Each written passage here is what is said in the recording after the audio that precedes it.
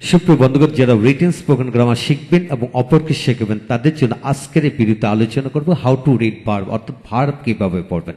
হ্যাঁ বন্ধুগণ, একটি ভার্ব দিয়ে 143 ভাবে ইংলিশ ল্যাঙ্গুয়েজে ব্যবহার করা যায় এবং ব্যবহৃত হয়।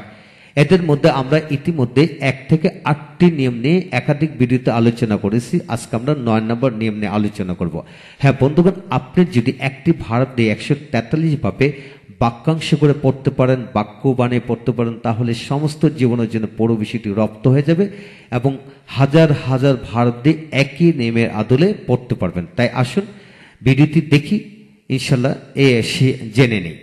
আজকের এই ভিডিওটি খান মেথড এক complete book of written spoken English কোন এই বই থেকে নেওয়া হয়েছে। এই বইটির উপর 800 অধিক ভিডিও লেকচার তৈরি করে ফেসবুক, ইউটিউবে দেওয়া হয়েছে। সেগুলো দেখুন, ইনশাল্লাহ আপনাদের ভালো লাগবে এবং কাজে লাগবে।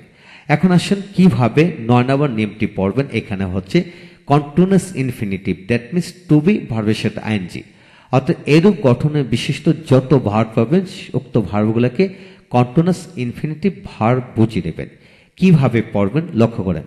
যেমন to be doing the work, কাজটি করতে থাকতে, টু বি রিডিং ইংলিশ, ইংরেজি পড়তে থাকতে, to be writing a letter, একটি চিঠি লিখতে থাকতে, to be playing football, football খেলতে থাকতে, টু বি বিং রেডি, প্রস্তুত হইতে থাকে, টু বি বিং অ্যাক্টিভ, কর্মঠ হইতে থাকতে। হ্যাঁ বন্ধুগণ, এইভাবে অ্যাডজেক্টিভে পড়বে আপনি টু বি বিং বসে এইভাবে শত শত বাক্যাংশ বানিয়ে পড়তে পারবেন।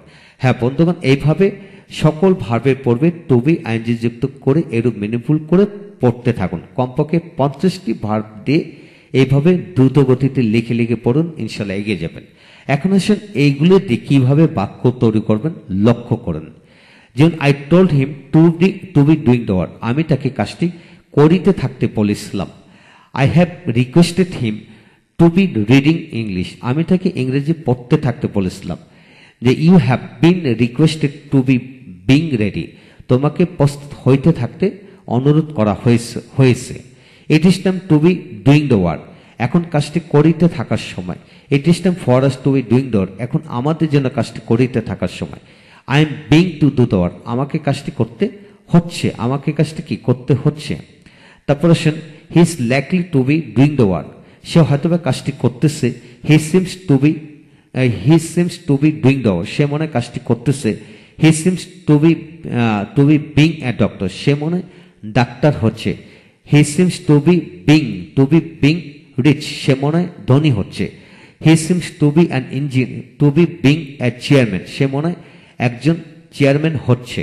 হ্যাঁ বন্ধুগণ, আপনি এখানে লক্ষ্য করেন যে টু বি আইএনজি যুক্ত দিয়ে যত ধরনের বাক্য আমরা ইংরেজিতে দেখতে পাই, প্রায় সকল ধরনের বাক্য কিন্তু এখানে দেওয়া হলো। তাই আপনার কাজ হলো প্রতিটি বাক্যের গঠন এর আলোকে কমপক্ষে 20টি করে বাক্য বানিয়ে লিখে লিখে পড়ুন, ইনশাল্লাহ এগিয়ে যাবেন। আপনাকে এটাই বলবো, আপনি যদি রিটেন স্পোকেন গ্রামার শিখতে চান, অপরকে শেখাতে চান, তাহলে আপনাকে অবশ্যই একটি ভার্ব দিয়ে 143 ভাবে বাক্যাংশ পড়ার কৌশল জেনে নেবেন, কিভাবে বাক্যাংশ করতে হয়, কিভাবে বাক্য তৈরি করতে হয়। তাই পরবর্তী ভিডিওটি অবশ্যই দেখবেন, এইভাবে 1 থেকে 143 পর্যন্ত সবগুলো নিয়ম জেনে নেবেন।